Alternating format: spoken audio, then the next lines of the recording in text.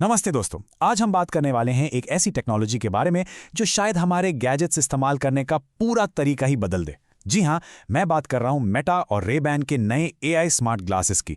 और यकीन मानिए, ये सिर्फ कोई नया गैजेट नहीं है, ये तो भविष्य की एक असली झलक है जो अब हमारे चेहरे पर आ चुकी है।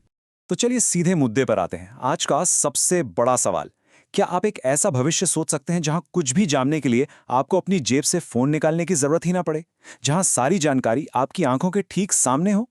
क्या ये चश्मे सच में हमारे स्मार्टफोन की जगह ले सकते हैं? आइए आज इसी सवाल का जवाब ढूंढते हैं। ठीक है, तो सबसे पहले ये समझते हैं कि ये नए रे-बैन मेटा चश्मे आखिर हैं क्या, मतलब इनका बेसिक काम क्या है। देखिए, सबसे ज़रूरी बात यह है कि इन्हें सिर्फ एक कैमरा समझने की गलती बिल्कुल मत कीजिएगा।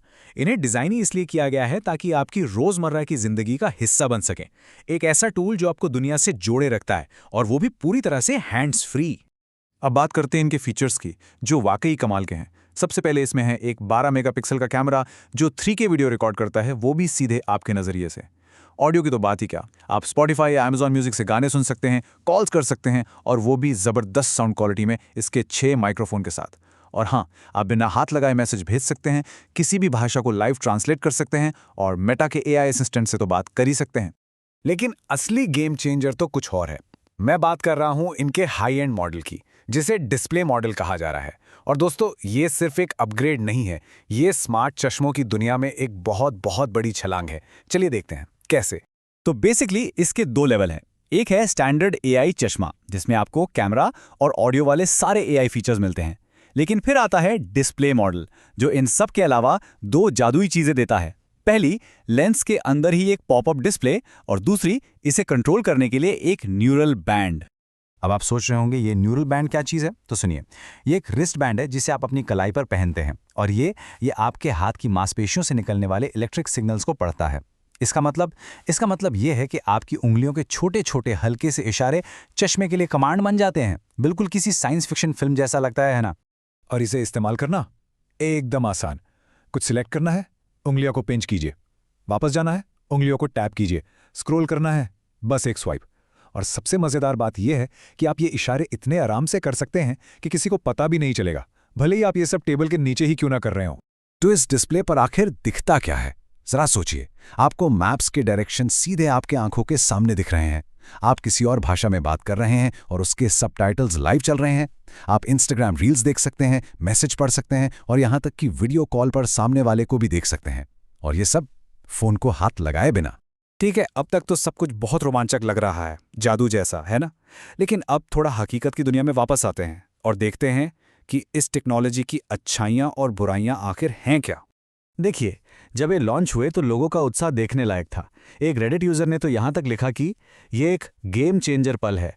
मुझे बिल्कुल वैसी ही फीलिंग आ रही है जैसी 2007 में पहला आईफोन आने पर आई थी। सोचिए, लोग इसकी तुलना आईफोन की क्रांति से कर रहे हैं। इससे पता चलता है कि लोग इसमें कितना बड़ा पोटेंशियल देख रहे हैं। लेकिन अब सिक्के का दूसरा पहलू देखते हैं। प्रोफेशनल रिव्यूज थोड़े मिले जुले हैं। जैसे पीसी मैग ने इसे 5 में से सिर्फ 3 स्टार दिए। उन्होंने माना कि हाँ, डिस्प्ले शार्प है और न्यूरल बैंड का इस्तेमाल भी आसान है, लेकिन उनकी कुछ शिकायतें भी थीं।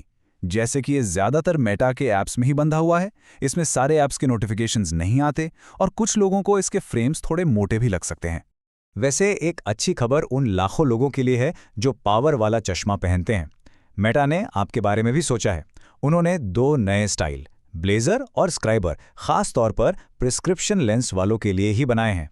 ये ज़्यादा पतले, आरामदायक और एडजस्टेबल हैं, ताकि आप इन्हें पूरे दिन बिना किसी परेशानी के पहन सकें।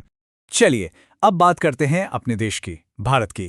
क्योंकि मेटा ने इन चश्मों को भारत में लॉन्च करते समय कुछ ऐसे खास फीचर्स का ध्यान रखा है जो हम भारतीय यूजर्स के लिए इसे और भी दिलचस्प बना देते हैं।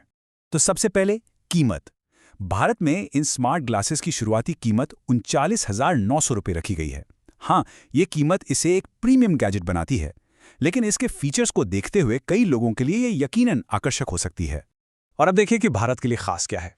आप मेटा एआई से पूरी तरह हिंदी में बात कर सकते हैं, सवाल पूछ सकते हैं, कमांड्स दे सकते हैं।